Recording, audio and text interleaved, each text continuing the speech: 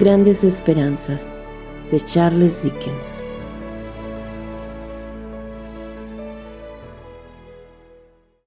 Capítulo 2. Mi hermana, la señora Joe Gargery, tenía 20 años más que yo y había logrado gran reputación consigo misma y con los vecinos por haberme criado a mano. Como en aquel tiempo tenía que averiguar yo solo el significado de esta expresión, y por otra parte, me constaba que ella tenía una mano dura y pesada, así como la costumbre de dejarla caer sobre su marido y sobre mí, supuse que tanto Joe Gargery como yo habíamos sido criados a mano. Mi hermana no hubiera podido decirse hermosa, y yo tenía la vaga impresión de que, muy probablemente, debió de obligar a Joe Gargery a casarse con ella, también a mano. Joe era guapo. A ambos lados de su suave rostro se veían algunos rizos de cabello dorado y sus ojos tenían un tono azul tan indeciso que parecían haberse mezclado, en parte, con el blanco de los mismos. Era hombre suave, bondadoso, de buen genio, simpático, atolondrado y muy buena persona, una especie de Hércules, tanto por lo que respecta a su fuerza como a su debilidad. Mi hermana, la señora Joe, tenía el cabello y los ojos negros y el cutis tan rojizo que muchas veces yo mismo me preguntaba si se lavaría con un rallador en vez de con jabón. Era alta y casi siempre llevaba un delantal vasto, atado por detrás con 2 cintas y provisto por delante de un peto inexpugnable, pues estaba lleno de alfileres y de agujas. Se envanecía mucho de llevar tal delantal y ello constituía uno de los reproches que dirigía a Joe, a pesar de cuyo envanecimiento yo no veía la razón de que lo llevara. La forja de Joe estaba inmediata a nuestra casa, que era de madera, así como la mayoría de las viviendas de aquella región en aquel tiempo. Cuando iba a casa desde el cementerio, la forja estaba cerrada y Joe sentado y solo en la cocina. Como él y yo éramos compañeros de sufrimientos y nos hacíamos las confidencias propias de nuestro caso, Joe se dispuso a hacerme una en el momento en que levanté el picaporte de la puerta y me asomé, viéndole frente a ella y junto al rincón de la chimenea. «Te advierto, Pip, que la señora Joe ha salido una docena de veces en tu busca, y ahora acaba de salir otra vez para completar la docena de fraile». «¿Está fuera?» «Sí, Pip», replicó Joe, «y lo peor es que ha salido llevándose a Tickler». Al oír este detalle desagradabilísimo, empecé a retorcer el único botón de mi chaleco, y muy deprimido miré al fuego. Tickler era un bastón ya pulimentado por los choques sufridos contra mi armazón.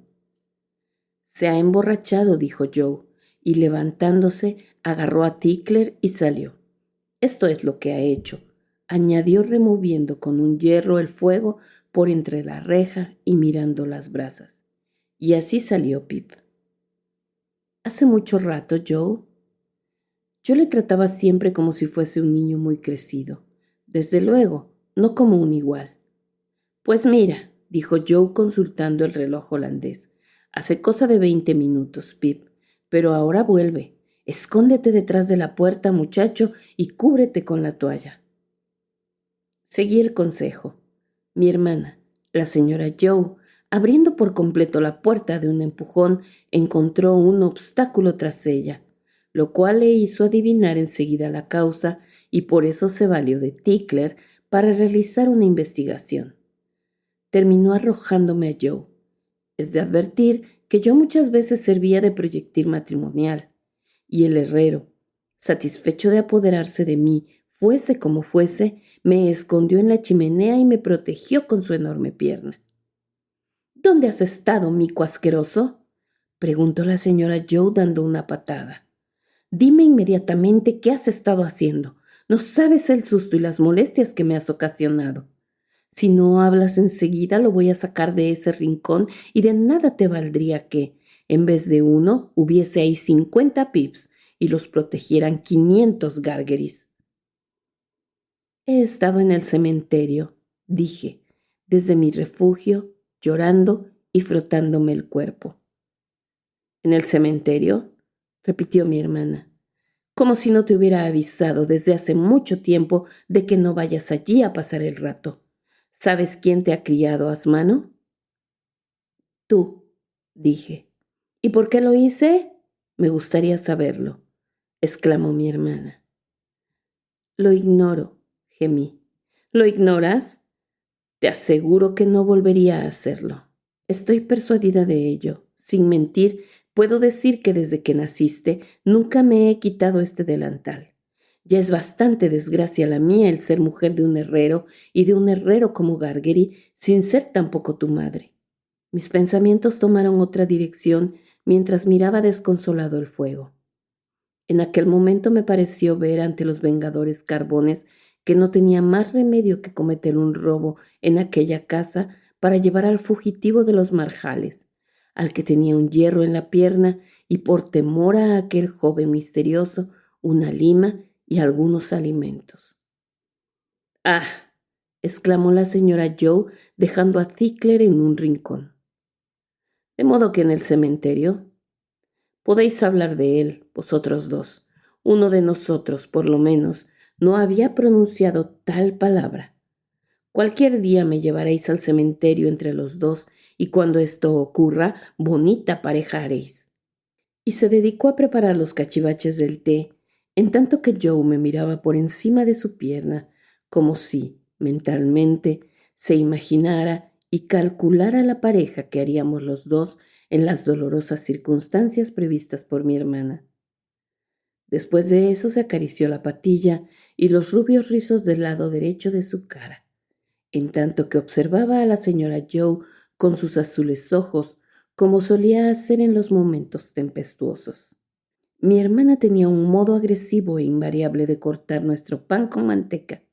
Primero, con su mano izquierda agarraba con fuerza el pan y lo apoyaba en su peto, por lo que algunas veces se clavaba en aquel un alfiler o una aguja que más tarde iban a parar a nuestras bocas.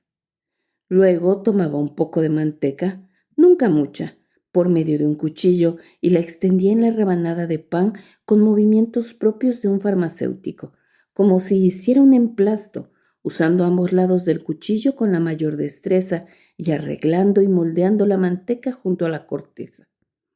Hecho esto, daba con el cuchillo un golpe final en el extremo del emplasto y cortaba la rebanada muy gruesa. Pero antes de separarla por completo del pan, la partía por la mitad, dando una parte a Joe y la otra a mí. En aquella ocasión, a pesar de que yo tenía mucha hambre, no me atrevía a comer mi parte de pan con manteca. Comprendí que debía reservar algo para mi terrible desconocido y para su aliado, aquel joven aún más terrible que él. Me constaba la buena administración casera de la señora Joe y de antemano sabía que mis pesquisas rateriles no encontrarían en la despensa nada que valiera la pena. Por consiguiente, resolví guardarme aquel pedazo de pan con manteca en una de las perneras de mi pantalón. Advertí que era horroroso el esfuerzo de resolución necesario para realizar mi cometido. Era como si me hubiese propuesto saltar desde lo alto de una casa elevada o hundirme en una gran masa de agua. Y yo, que, naturalmente, no sabía una palabra de mis propósitos, contribuyó a dificultarlos más todavía. En nuestra franca masonería ya mencionada, de compañeros de penas y fatigas, y en su bondadosa amistad hacia mí, había la costumbre, seguida todas las noches, de comparar nuestro modo respectivo de comernos el pan con manteca, exhibiéndolos de vez en cuando y en silencio a la admiración mutua, lo cual nos estimulaba para realizar nuevos esfuerzos.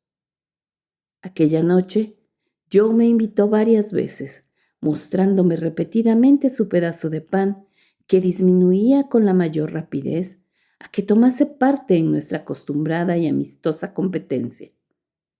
Pero cada vez me encontró con mi amarilla taza de té sobre la rodilla y el pan con manteca entero en la otra. Por fin, ya desesperado, comprendí que debía realizar lo que me proponía y que tenía que hacerlo del modo más difícil, atendidas las circunstancias. Me aproveché del momento en que Joe acababa de mirarme y deslicé el pedazo de pan con manteca por la pernera de mi pantalón. Sin duda, Joe estaba intranquilo por lo que se figuró ser mi falta de apetito y mordió pensativo su pedazo de pan, que en apariencia no se comía a gusto. Lo revolvió en la boca mucho más de lo que tenía por costumbre, entreteniéndose largo rato, y por fin se lo tragó como si fuese una píldora. Se disponía a morder nuevamente el pan y acababa de ladear la cabeza para hacerlo, cuando me sorprendió su mirada y vio que había desaparecido mi pan con manteca. La extrañeza y la consternación que obligaron a Joe a detenerse y la mirada que me dirigió eran demasiado extraordinarias para que escaparan a la observación de mi hermana. ¿Qué ocurre?, preguntó con cierta elegancia mientras dejaba su taza. Oye, murmuró Joe mirándome y meneando la cabeza con aire de censura. Oye, Pip, te va a hacer daño. No es posible que hayas mascado el pan. ¿Qué ocurre ahora?, repitió mi hermana con voz más seca que antes. Si puedes devolverlo, Pip, hazlo, dijo Joe asustado. La limpieza y la buena educación valen mucho, pero en resumidas cuentas vale más la salud. Mientras tanto, mi hermana, que se había encolerizado ya, se dirigió a Joe y agarrándole por las dos patillas le golpeó la cabeza contra la pared varias veces, en tanto que yo sentado en un rincón miraba muy asustado. Tal vez ahora me harás el favor de decirme qué sucede, exclamó mi hermana jadeante. Con esos ojos pareces un cerdo asombrado. Joe la miró atemorizado. Luego dio un mordisco al pan y volvió a mirarla. Ya sabes, Pip, dijo Joe con solemnidad y con el bocado de pan en la mejilla, hablándome con voz confidencial como si estuviéramos solos. Ya sabes que tú y yo somos amigos y que no me gusta reprenderte, pero... Y movió su silla, miró el espacio que nos separaba y luego otra vez a mí. Pero este modo de tragar... ¿Se ha tragado el pan sin mascar?, exclamó mi hermana. Mira, Pip, dijo Joe con los ojos fijos en mí, sin hacer caso de la señora Joe y sin tragar el pan que tenía en la mejilla. Cuando yo tenía tu edad, muchas veces tragaba sin mascar y he hecho como otros muchos niños suelen hacer. Pero jamás vi tragar un bocado tan grande como tú, Pip, hasta el punto de que me asombra que no te hayas ahogado. Mi hermana se arrojó hacia mí y me cogió por el cabello, limitándose a pronunciar estas espantosas palabras. Ven, que vas a tomar el medicamento. En aquellos tiempos, algún asno médico había recetado el agua de alquitrán como excelente medicina, y la señora Joe tenía siempre una buena provisión en la alacena, pues creía que sus virtudes correspondían a su infame sabor. Muchas veces se me administraba una buena cantidad de este elixir como reconstituyente ideal, y en tales casos yo salía apestando como si fuese una valla de madera alquitranada. Aquella noche, la urgencia de mi caso me obligó a tragarme 1 litro de aquel brebaje que me echaron al cuello para mayor comodidad, mientras la señora Joe me sostenía la cabeza bajo el brazo, del mismo modo como una bota queda sujeta en sus sacabotas. Joe se tomó también medio litro y tuvo que tragárselo muy a su pesar por haberse quedado muy triste y meditabundo ante el fuego a causa de la impresión sufrida. Y a juzgar por mí mismo, puedo asegurar que la impresión la tuvo luego, aunque no la hubiese tenido antes. La conciencia es una cosa espantosa cuando acusa a un hombre. Pero cuando se trata de un muchacho, y además de la pesadumbre secreta de la culpa, hay otro peso secreto a lo largo de la pernera del pantalón. Es, según puedo atestiguar, un gran castigo. El conocimiento pecaminoso de que iba a robar a la señora Joe. Desde luego, jamás pensé en que iba a robar a Joe, porque nunca creía que le perteneciese nada de lo que había en la casa. unido a la necesidad de sostener con una mano el pan con manteca mientras estaba sentado, o cuando me mandaban que fuera a otro lado de la cocina a ejecutar una pequeña orden, me quitaba la tranquilidad. Luego, cuando los vientos del marjal hicieron resplandecer el fuego, creí oír fuera de la casa la voz del hombre con el hierro en la pierna que me hiciera jurar el secreto, declarando que no podía ni quería morirse de hambre hasta la mañana, sino que deseaba comer enseguida. También pensaba a veces que aquel joven a quien con tanta dificultad contuvo su compañero para que no se arrojara contra mí, tal vez cedería a una impaciencia de su propia constitución o se equivocaría de hora, creyéndose ya con derecho a mi corazón y a mi hígado aquella misma noche, en vez de esperar a la mañana siguiente. Y si alguna vez el terror ha hecho erizar a alguien el cabello, esta persona debía de ser yo aquella noche, pero tal vez nunca se erizó el cabello de nadie.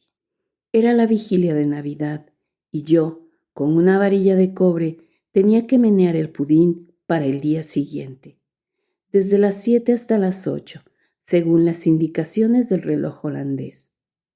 Probé de hacerlo con el impedimento que llevaba en mi pierna, cosa que me hizo pensar otra vez en el hombre que llevaba aquel hierro en la suya, y observé que el ejercicio tenía tendencia a llevar el pan con manteca hacia el tobillo sin que yo pudiera evitarlo. Felizmente logré salir de la cocina y deposité aquella parte de mi conciencia en el desván en donde tenía el dormitorio. Escucha, dije en cuanto hube terminado de menear el pudín y mientras me calentaba un poco ante la chimenea antes de irme a la cama. ¿No has oído los cañonazos, Joe? Ah, exclamó él, otro penado que se habrá escapado. ¿Qué quieres decir, Joe? Pregunté. La señora Joe, que siempre se daba explicaciones a sí misma, murmuró con voz huraña. Fugado, fugado. Y administraba esta definición como si fuese agua de alquitrán. Mientras la señora Joe estaba sentada y con la cabeza inclinada sobre su costura, yo moví los labios disponiéndome a preguntar a Joe, ¿qué es un penado? Joe puso su boca en la forma apropiada para devolver su elaborada respuesta, pero yo no pude comprender de ella más que una sola palabra, Pip.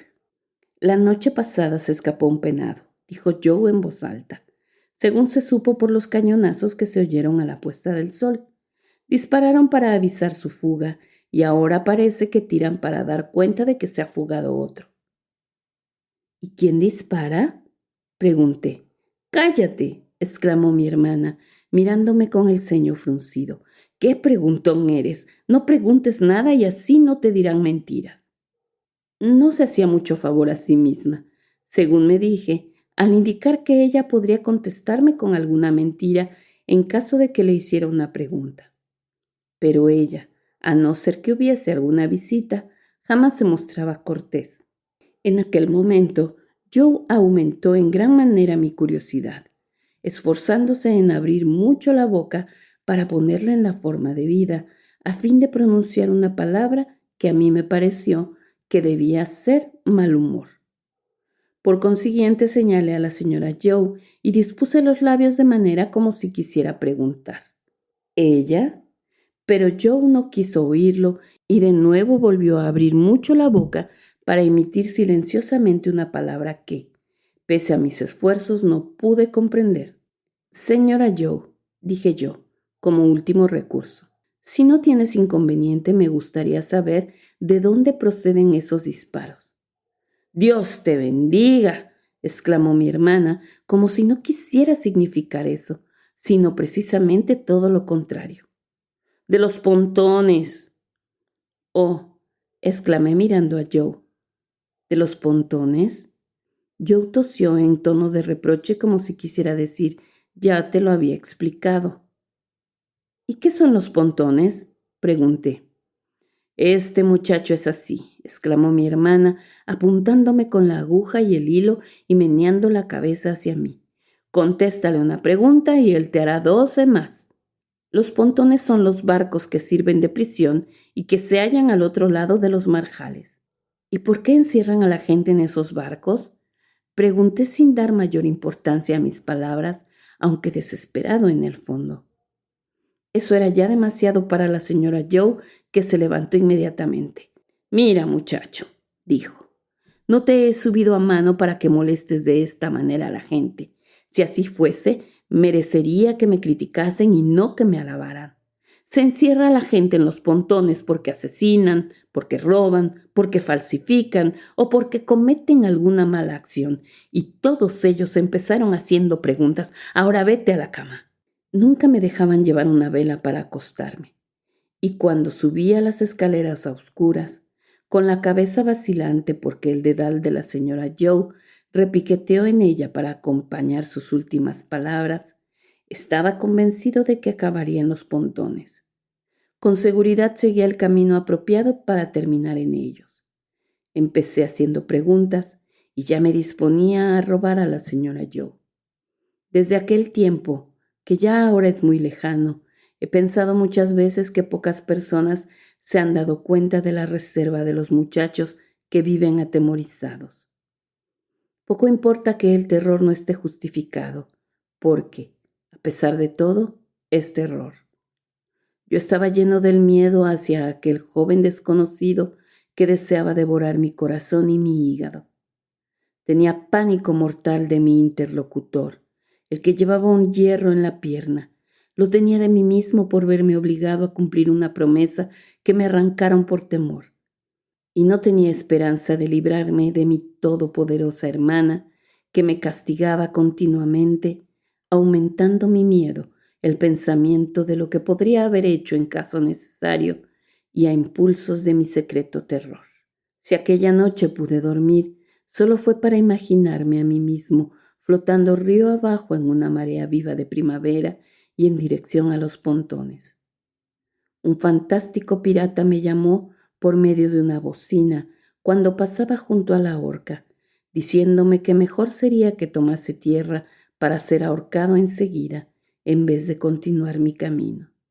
Temía dormir, aunque me sentía inclinado a ello por saber que en cuanto apuntase la aurora, me vería obligado a saquear la despensa. No era posible hacerlo durante la noche, porque en aquellos tiempos no se encendía la luz como ahora, gracias a la sencilla fricción de un fósforo. Para tener luz habría tenido que recurrir al pedernal y al acero, haciendo así un ruido semejante al del mismo pirata al agitar sus cadenas. Tan pronto como el negro aterciopelado que se vela a través de mi ventanita se tiñó de gris, me apresuré a levantarme y a bajar la escalera. Todos los tablones de madera y todas las resquebrajaduras de cada madero parecían gritarme: «Detente, ladrón, y despiértese, señora Joe». En la despensa, que estaba mucho mejor provista que de costumbre por ser la víspera de Navidad, me alarmé mucho al ver que había una liebre colgada de las patas posteriores y me pareció que guiñaba los ojos cuando estaba ligeramente vuelto de espaldas hacia ella. No tuve tiempo para ver lo que tomaba, ni de elegir, ni de nada, porque no podía entretenerme. Robé un poco de pan, algunas cortezas de queso, cierta cantidad de carne picada que guardé en mi pañuelo junto con el pan y manteca de la noche anterior, y un poco de aguardiente de una botella de piedra que eché en un frasco de vidrio, usado secretamente para hacer en mi cuarto agua de regaliz. Luego acabé de llenar de agua la botella de piedra. También tomé un hueso con un poco de carne y un hermoso pastel de cerdo. Me disponía a marcharme sin este último, pero sentí la tentación de encaramarme en un instante para ver qué cosa estaba guardada con tanto cuidado en un plato de barro que había en un rincón, observando que era el pastel. Me lo llevé, persuadido de que no estaba dispuesto para el día siguiente y de que no lo echarían de menos enseguida. En la cocina había una puerta que comunicaba con la fragua. Quité la tranca y abrí el cerrojo de ella, y así pude tomar una lima de entre las herramientas de Joe. Luego cerré otra vez la puerta como estaba. Abrí la que me dio paso la noche anterior al llegar a casa y después de cerrarla de nuevo, eché a correr hacia los marjales cubiertos de niebla.